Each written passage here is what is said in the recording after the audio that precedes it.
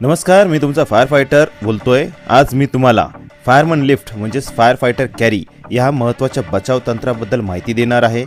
Fireman lift ही पद्धत अशा परिस्थितीमध्ये वापरतो जेव्हा आग लागलेली असते, धूर खूप असतो, व्यक्ती बेशुद्ध किंवा जखमी अवस्थेत असते, तिला स्वतः चालता येत नाही आणि त्वरित सुरक्षित ठिकाणी हलवणे गरजेचे असते। अशा वेळी फायरमन लिफ्ट या पद्धतीचा वापर केला जातो। Fireman lift step by step जाणून घेऊया। प्रथम जखमी व्यक्तीपर्यंत पोहोचा, त्याच्या शरीराच्या बाजूला गुडघ्यावर किंवा वाकून उभे राहा, त्यांची स्थिती तपासा, श्वास, दुखापत, अडथळे आहे का ते बघा। त्याच्यानंतर उचलण्याची तयारी। जखमी व्यक्तीचा एका हात तुमच्या खांद्यावर ठेवा, त्या हाताला घट्ट पकडून ठेवा जेणेकरून तो सेल होणार नाही।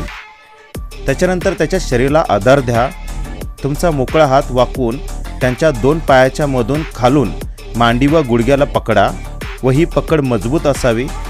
आता उचलणे। पाठीला ताण न देता फक्त पायाच्या स्नायूंनी लेग मसल्स हळूहळू उभे राहा। उभे झाल्यावर जखमी व्यक्तीचे धड तुमच्या खांद्यावर आडवे बसते, यामुळे व्यक्तीचा एक हात तुमच्या खांद्यावर सुरक्षित आहे, दुसरा हात तुम्ही त्यांच्या पायाला पकडून ठेवता, यामुळे व्यक्ती हलत नाही आणि संतुलन राखू शकता। आता धूर, ज्वाला किंवा अडथळे असलेल्या परिसरातून सावकाश बाहेर निघा। आपत्कालीन परिस्थितीत आम्ही विविध तंत्र वापरतो, तुम्ही शांत राहा, अचानक हालचाल करू नका आणि सूचनाचे पालन करा। तुमची सुरक्षता हीच आमची जबाबदारी आहे। जय हिंद।